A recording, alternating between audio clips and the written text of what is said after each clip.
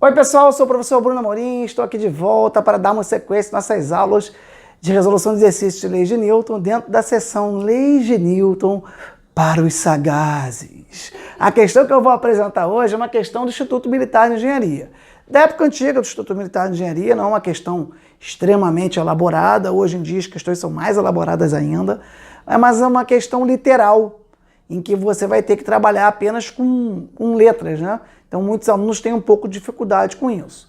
Em si, trata-se de um plano inclinado, com uma polia, um bloco de massa Mzinho dependurado, com outro bloco de mesma massa Mzinho apoiado no plano inclinado. E a questão pede para a gente qual a tração no fio.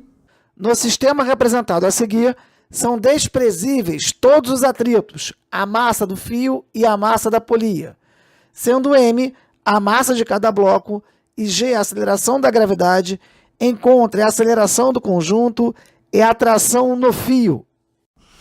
Bom, para a gente resolver essa questão, eu tenho que lembrar que a componente do peso na direção do plano inclinado, o nosso Px, vale mg seno do ângulo. No final eu demonstro isso para vocês, mas é um resultado que eu quero que no primeiro momento vocês partam desse pressuposto, que a componente do peso na direção do plano inclinado, Px vale mg seno.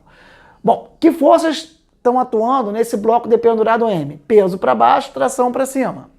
Que forças estão atuando no bloco Mzinho que está apoiado no plano inclinado, que não tem atrito? Tem a tração para cima, força normal, perpendicular ao plano, e peso vertical para baixo. Sendo que esse peso pode ser decomposto em Py e em Px, são as componentes do peso que estão aqui em vermelho. Como eu já avisei a vocês, Px vale mg seno. Em linhas gerais são dados, né, a massa, a gravidade, o ângulo e a medida da tração. Bom, vou aplicar a lei de Newton para o corpo A, a lei de Newton para o corpo B. Antes de mais nada, eu queria só fazer uma pequena análise com vocês. Eu posso dizer que eu tenho aqui uma disputa entre duas forças, ou entre uma força e a componente de outra força. Para cá eu tenho o peso inteiro desse bloco de massa Mzinho, que tende a fazer o sistema fazer esse movimento, e por outro lado, eu tenho esse bloco Mzinho também, de massa Mzinho, apoiado no plano, que tende, pela componente do seu peso, a puxar o conjunto para baixo. Quem será que ganha nisso aqui? Bom, se as massas dos corpos fossem diferentes, dependeria do ângulo de inclinação. Entretanto, nessa questão que o ITA nos oferece, as massas de ambos os blocos são iguais. Então aqui eu vou ter uma força-peso igual a massa vezes a gravidade, e aqui eu vou ter a massa vezes a gravidade vezes o seno de um ângulo, que é um número entre 0 e 1. Então, com certeza, o Px, nesse caso, vai ser menor do que o peso. O que isso quer dizer, então? Que eu vou ter uma aceleração desse bloco Mzão vertical para baixo e uma aceleração desse bloco Mzinho subindo, dirigindo para cima do meu plano inclinado. Bom, sabendo isso, eu vou aplicar agora a segunda lei de Newton para o A e para o B. Para o A, então, para a aceleração resultante estar para baixo, é porque o peso é maior que a tração. P menos T igual a Mzinho A. Por outro lado, aqui no plano inclinado, para a aceleração estar para cima do plano, T é maior que Px, então T menos Px, e aqui só para facilitar, eu chamei esse corpinho aqui de B e esse de A, só para aqui eu botar Pbx. Mas as massas são iguais, é só para a gente não se confundir. Então eu chamei esse corpinho aqui de B, só vai aparecer o B aqui, depois eu já substituo pelo valor dele. Então T menos Pbx igual a Mzinho A. Se eu somo ambas as equações, a tração, que é uma força interna, some, fica P menos Pbx igual a 2ma. Só que Pbx, nesse caso, é mg seno alfa. Mg seno alfa. Então eu vou ter mg menos mg seno alfa igual a 2ma. Em todas essas parcelas aqui, eu tenho a massa como um fator comum, eu posso cortar. Posso colocar o g em evidência aqui. Então, ó, m, cortei. Botei o g em evidência, fica g igual a 1 menos alfa, menos seno de alfa, e divido por 2. Então, a aceleração vai ser igual a g, que multiplica 1 menos seno alfa, divididos por 2. Bom, agora eu posso substituir esse valor de aceleração numa das duas equações aqui para poder encontrar a tração. Então, eu achei a aceleração literal, deu 1 menos seno de alfa sobre 2 vezes o g. Vou pegar esse valor e substituir aqui, ó.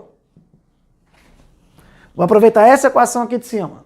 Então, P é igual a massa vezes a gravidade, menos o T é igual a MA, onde A vale 1 menos seno alfa sobre 2 vezes o G. Como é que eu faço? Eu jogo o T para lá, para deixar o T sozinho, e trago essa expressão daqui para cá. Ou seja, T, que veio para cá, vai ser igual a MG, menos M, que multiplica 1 menos seno alfa vezes G sobre 2. Bom, olha como eu vou resolver agora aqui, uma questão literal. Eu vou observar aqui que eu tenho M vezes o G, aqui eu tenho M vezes o G. Posso botar o M vezes o G em evidência. Aqui fica 1, e aqui fica menos 1 menos seno alfa sobre 2. Agora eu vou mexer aqui, ó. MC é 2, aqui fica 2 sobre 2, menos 1 mais seno alfa. 2 menos 1 dá 1. 1 mais seno alfa sobre 2. Ou seja, a tração vai ser igual a massa vezes a gravidade, que multiplica, isso aqui dá 1, 1 mais seno alfa dividido por 2, que é a resposta final. Então eu acho a aceleração, pego a aceleração, substituo aqui, numa das duas equações, eu optei por substituir aqui, e encontro, só completando aqui a 2, encontro, por fim, a minha tração. É uma questão das antigas, tem um certo trabalho algébrico, mas nada do outro mundo, e é uma bonita questão, mais uma questão do ITA aí, literal, para a gente responder. Vou agora fazer um resuminho rápido, porque o componente X do peso no plano inclinado vale P seno, tá? Então, montei esse meu plano inclinado com ângulo θ, eu tenho aqui perpendicular ao plano, para onde está a força normal, e o peso que não está na direção da perpendicular ao plano. O peso faz um certo ângulo com a perpendicular ao plano, eu quero descobrir que ângulo é esse, para eu poder ter esses componentes PY e PX. Então, se aqui é θ, aqui é 90, sobra 90 menos θ para o ângulo em verde. Até porque a soma dos ângulos internos de um triângulo tem que dar 180. Então, θ mais 90 menos θ dá 180.